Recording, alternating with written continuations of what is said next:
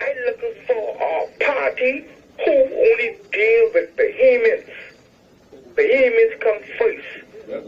I've been doing that. Yep. I've been doing that one, bro. And I try and say the police force is corrupt from the top straight to the bottom. You might find only 5 or 10 or 100 who do the work 100%. But the most of them corrupt. They corrupt because that that's a bad indictment on the police.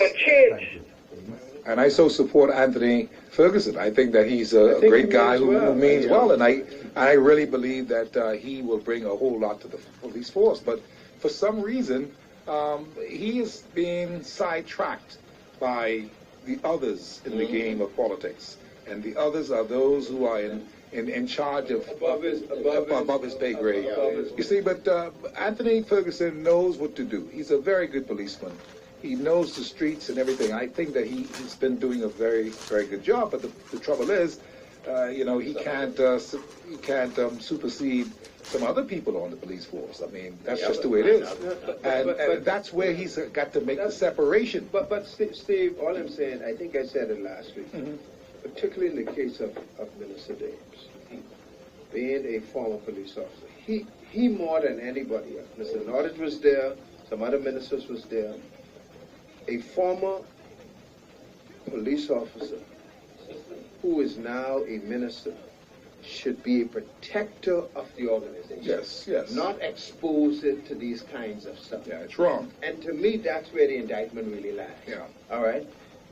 To what extent Minister Dames is aware that by calling a complainant in his political office, by having 15 to 20 calls, he just was that when you begin to wallow in that type of stuff. I know Marvin. Marvin means well. That was an error. That was a big error that happened on behalf of him. But Steve, there's no question about it. Yeah, but to your bigger point, if it was, then equally so, notwithstanding the degree to which none of us know the evidence, if it was, this does not help the perception in terms I agree. of what is going on. I agree. Should the police force be subject to perception?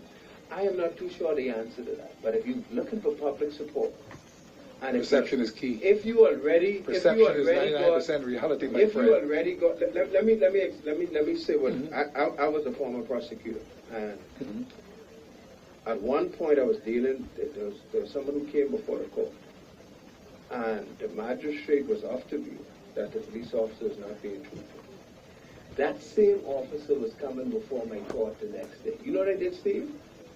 For the sake of the integrity of the organization, I ain't put that officer. I threw the matter out. Right? Why? Because if you will have the magistrate is of the view that the person was not, it is more important to protect the integrity of the organization. But at the same time, you must clean it up at the same time. Even if it means you have to forego a short game. Understand. And so I think we're in that same dilemma. I've got lots of calls on the telephone line. People want to talk about this. Hard copy, how you doing? Hi, Steve. Good afternoon, Mr. McKinney. How are you? Very good, sir. It's Sam Williams from Freeport, Bahamas. Sam, how you doing, man? Mr. Delamo, Mr. Roll, and my man, the pork cake. That project started 3-1 yet? No, man, so far it's only talk. We watch it. Well, the guy got 5 different names, so you may not know when he approached you. You better believe it. So, Mr. McKinney,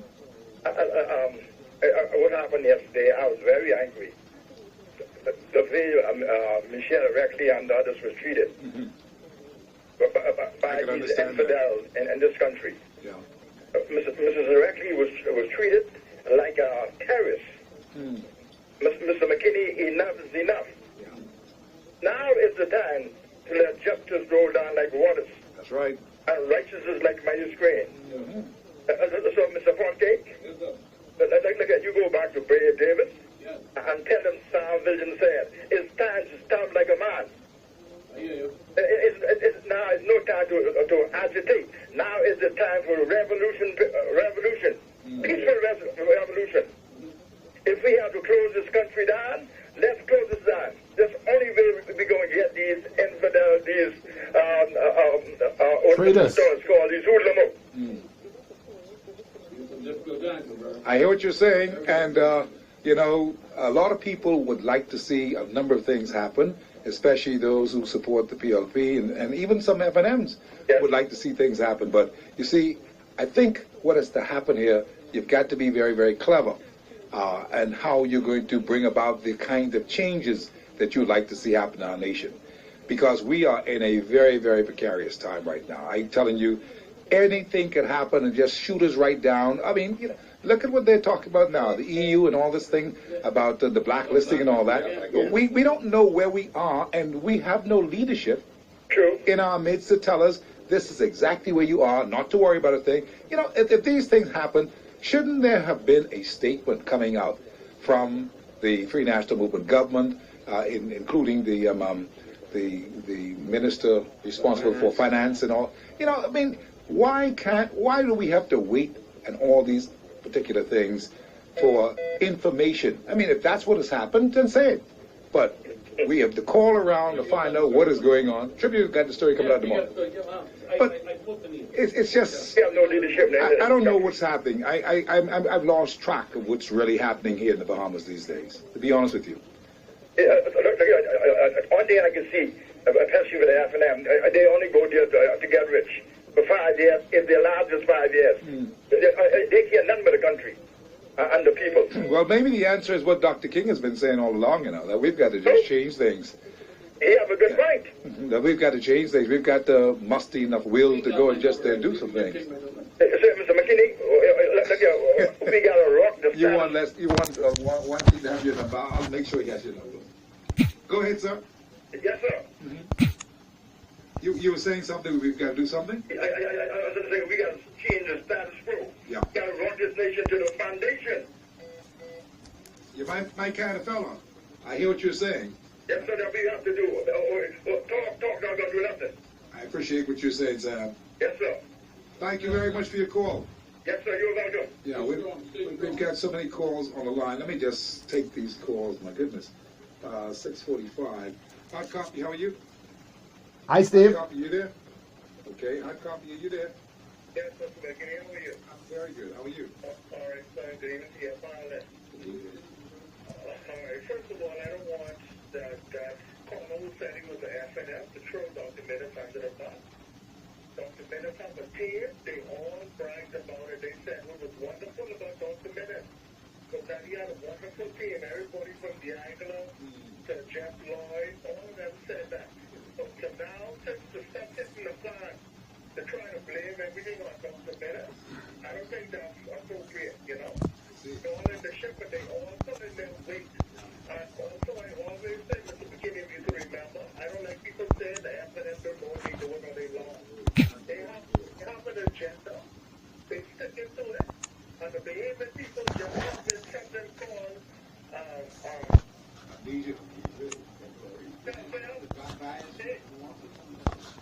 they have cognitive dissonance. Is when they kind of realize that what they doing ain't nothing to do with them. But before they just realize that what they doing ain't nothing to do with them, they just rather say, God, they know what they doing, they lost.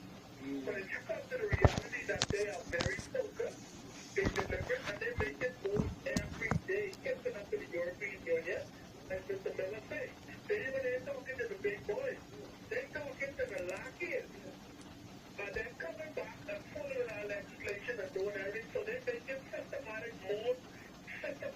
deliberate moves. But the just ain't got nothing to do with us, and that's why we can't feel it today. I see. And then also, Mr. McKinney, we want, look here, I voted PLC many times, right? As a person that voted PLC, I have no problem with them bringing corruption to the forefront and penalizing and catching everybody who make corrupt moves. But, like the caller said, and it's being said a lot on the show, if the PLC has so much corruption, you know, the payment people we bought the ticket, that is plenty corruption going around. That's what I'm saying to everybody, right? But if you, with all the corruption going around, you can't support the evidence of it. You have to ignore whatever evidence you were talking about and agree.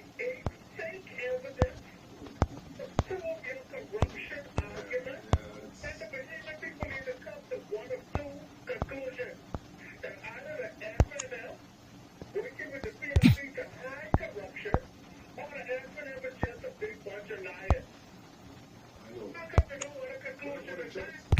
But I don't think they're going to give it to him because they're trying to destroy the PLP because they're trying to destroy it. So I lean towards a big bunch of liar arguments because if it's a preponderance of evidence that that PLP was corrupt, then there should be enough to put in place and let the, like Dr. Minutes always say, let the card fall, let the card fall on the chips fall. Okay? Okay, my brother, thank you. I hear you. Thank you very much for your call. Glenn? I hear him with it. But then he talked about, like I said earlier, the challenge is just beyond what's the goal. The challenge has been the political parties have been meeting the needs of basic ordinary people over the past. And the answer is no. And the answer is health. And that knows what I said about the progressive movement. Defiance of the voices of the increased taxes and other stuff. One would think, and this is true even with the FNF, one would think that when you're raising billions of dollars, when you are raising taxes in a certain way, one would begin to think that that would have ways in which it reach ordinary people. It's not reaching ordinary people. So the question remains whether evidence is provided in. If you taxing me every day, if you what's it all about? 7 to 12%. If I ain't seeing roads built, what's it all about? If you are firing people left, right, and center, right? If you are giving me increases based on inflation, very high. then I have to ask myself, what in the world are you doing with the monies that be given to you? You see? And it's obvious when you see that they And they're still borrowing more money. They're still borrowing? Don't forget. $100 million. You're still borrowing money, you see? And then what do you hear? You hear about this one getting a contract, this one getting a contract worth X amount of money or whatever. Are they corruption in the context of whether people say they're criminal? Perhaps not. But it tells you the extent to which both governments have been at fault for finding those what the So if you say if you have to raise the question right now, and you have to fire somebody, who would be fired right now? Right now, get rid of a lot of these holders, these foreigners with these work permits. We have a serious crisis right now in this country. No, that is only one prime example. We're talking about now causing the economy to begin to take a rebound. The rebound is that we have a lot of money in this country being spent, and it's going out of the country. Okay, let's be realistic. A lot of money is going out of this country and is not circulating within our economy. We have a lot of behavior people qualified in this country, well qualified, cannot find a decent job. How do you think the economy of the country are actually rotating? So do you fire the FNM? Do you fire the PLP? Do you fire both of them? Do you start with a new political paradigm? I mean, I think you have two routes to one. You have to start with a new political paradigm. Well, my brother Leslie said you want to come on board. Come on board. Forgive me, Les, I ain't gonna say too much. Hey, there you go. There you go. It may be true, but to your point, Steve, if they were stupid, if the FNM was stupid, I think the FNM had a chance to, like Leslie said, demonstrate the behavior of people that they're connected to. They had things being exposed, and what they did, they demonstrated that they are just like what we did. First thing, Obama did, what they did, nothing. Thought in fact, we learned that yesterday at the Assembly, even bringing in the president, it's the son-in-law. No, and look here, no one even answered that. They just played a day in hell. And I know they heard it because it's on political Wednesday.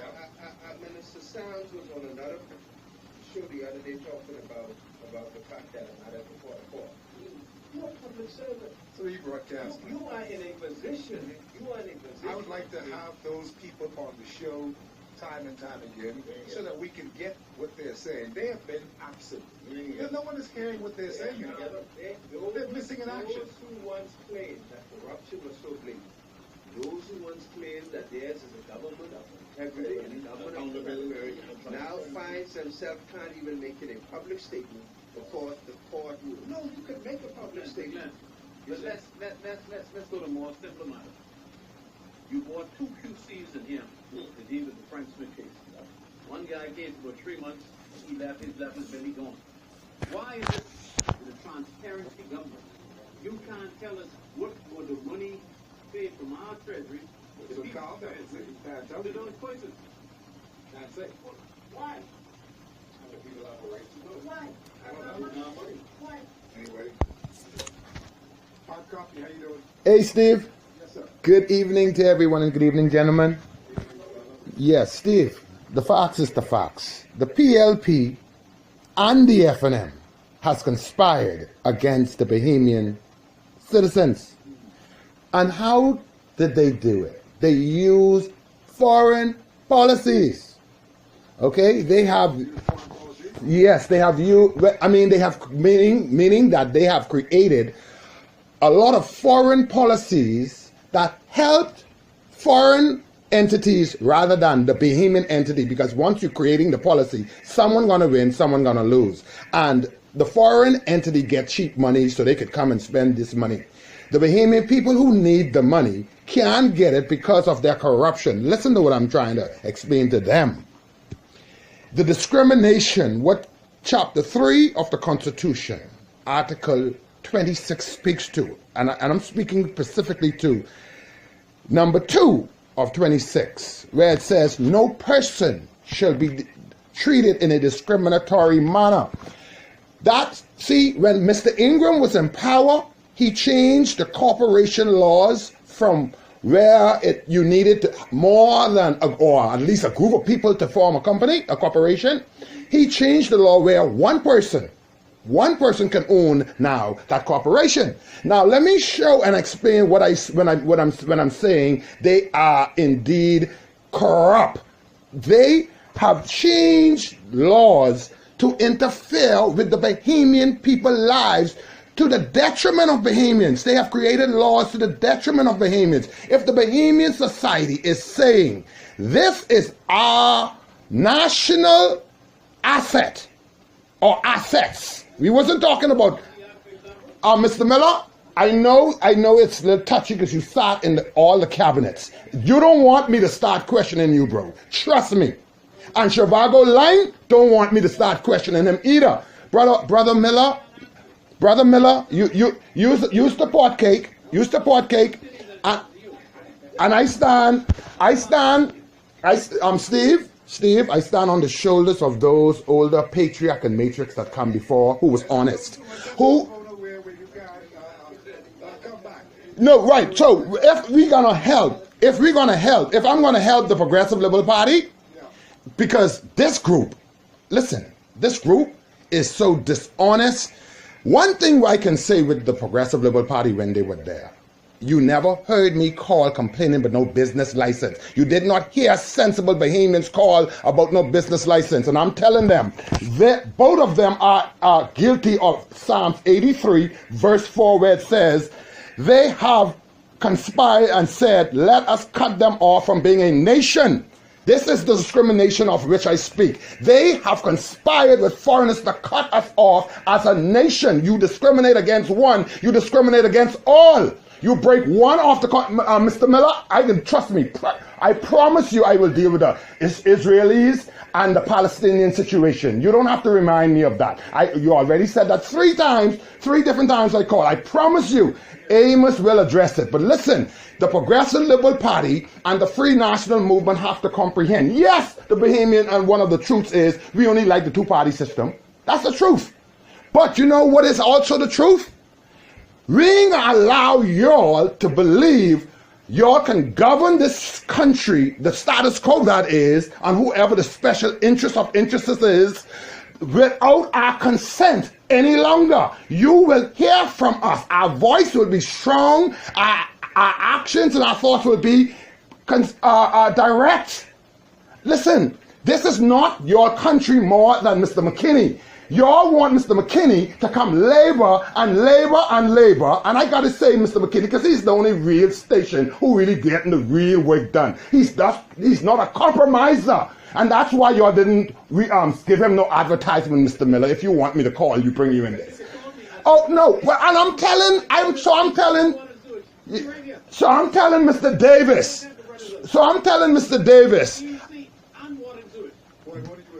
Brother, listen to me. Mr. McKinney.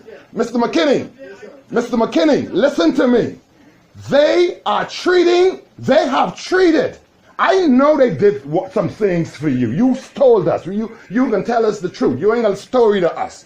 I'm telling them, if you know the people only like two-party system, and you have us on this before the world, y'all cost us the law to put our dirty laundry out there in the world. And some of us put it because if we didn't put it, y'all would have stole it and then tried to erase us like if some of us behemoths never lived in this country. And our parents, this is not a game, bro. And I ain't your friend. I ain't on your side. I am totally against y'all, and I come to remove, with the grace of Almighty God and the grace of the beautiful Bahamian people, help. It takes all of us, and I'm not going to discriminate against one.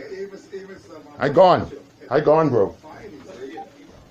You know, some people made Amos mad because Amos wants to see things happen in a big way. And you know, they've been messing with Amos. They've been messing with Amos, and Amos has been on a serious tear to try to make sure that we stay on the air. We do what we have to do. I love it. And we can't blame Amos.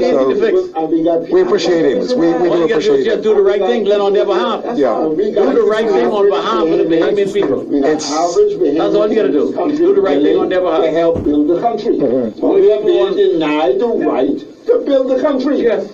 All we asking for is a fair pay for our labor, and we can't even get that. Nope. Yeah. Anyway, gentlemen, I see the time is 7 o'clock. Precisely, that's what it is right now. So we were supposed to take a break. We'll get that on the next side tomorrow.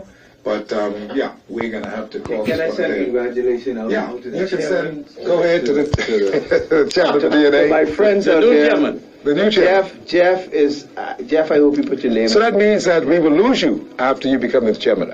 You won't still be able to be here. I'm still trying to figure out where this endorsement is coming from. Well, here's why I say that. Here's why I say that, Steve. Because notwithstanding Jeff's position in the DNA, he understands that if this country is going to be built, those parties that are not PLPs and FNMs have to join forces to become one strong entity to deal with the oncoming political content. And to have him in the seat, I know we'll have somebody who we can have a meaningful conversation with. So I hope you do run for chairman. And those within your party would look at the bigger picture moving forward. The great thing about this, Steve, because trust me, I've been hearing this narrative for so they didn't tell. No one told you were running, but everyone is endorsing me, but they fail to realize that I have a higher boss to report to. I see. You know, you have to be wise about this thing. But you know, the prospect, powerful sport. You know, but the prospect of wanting a better country, especially, and you know. Remember, I always give kudos, Steve. I know you're about to close, but I always give kudos to the our father of the nation. Yes. Our father of the nation set the foundation. He actually put things there where, if we follow the roadmap that he left there and the first cabinet, this country would be successful. That's why they had to and fix. That's why it's not hard to fix. Everything is there. We just need bold Bahamians who would stand first for country. And move the country forward. My famous saying right now is, if the country is healed, the people then will be healed. You cannot be healed as a people and then the country suffer. We got to fix it. So all of us, regardless of political party, I put the call out there. Every Bahamian, regardless of political party, if you're serious about this country, forget the political colors and affiliations. Let's get together as Bahamians and let's move this country forward. He's endorsed what you said. That's what I'm, you know. He's endorsed what you said. And it is known that people who pass through certain places pass by way of hard copy. People who get to certain places, they have to come by way of hard copy. And we would like to say a happy hello to Halson Mutri, who is now the Speaker of the House, and some other people that have passed this way. That's just the way it is. Good people are on hard copy all the time, and we wish you the very, very best, whatever happens. And of course, we would see your leader, Arithia Kamalafe. She's been a part of the show, and she tells me that she's getting ready for convention. Yes, we are. And that's going to happen next week. Contested. Yeah, she's contesting. I believe that she is. Okay. I believe that she'll be the new leader of the DNA. Because I don't know what's going to happen with Chris. I think Chris is still down in he's down in Turks and Caicos, I think. Yeah, he's doing some restaurant business over there. But yeah, they have a good little team. I just want to wish all of our contenders for every position that is available, you know, to come and be serious about the country first. Party is next. When is your convention? The convention is February 22nd, 23rd at Courtyard Marriott, where we are having full-day sessions as well as nightly sessions, and it's open to the public. You know, 2 days. 2 days. 2 days. 2 days. It's a real convention now. New leadership, you said. 2 days. Leslie, you've been endorsing main group. Well, don't be surprised. Don't be surprised if Leslie just comes down there and wants to speak. We welcome him. You know? We welcome him as we welcome every Bahamian. Understood. Come down and check it out. Come and find out for yourself. Sam Strong and all, and Kamalafi and all those who are running. Congratulations to you and all the best in your. Well, Glenn, we appreciate the fact that you all have been here. Leslie, thank you again, and of course Jeffrey, thank you, and of course we thank Glenn Roll as well, who's been here today with us on Political Wednesday. Political Wednesday has been brought to you by BTC, the National Telephone Company, Super Value, Rocky Farms Nursery, the McKinney Media Group, Cool Tech, Superwash, the Armory Company, Executive Printers, the Essential Store in Fox Hill, the award-winning book, If Only I Can Tell, and of course Tourism today here in the Bahamas. And so, Stevie, roll the drums, let's go. Home.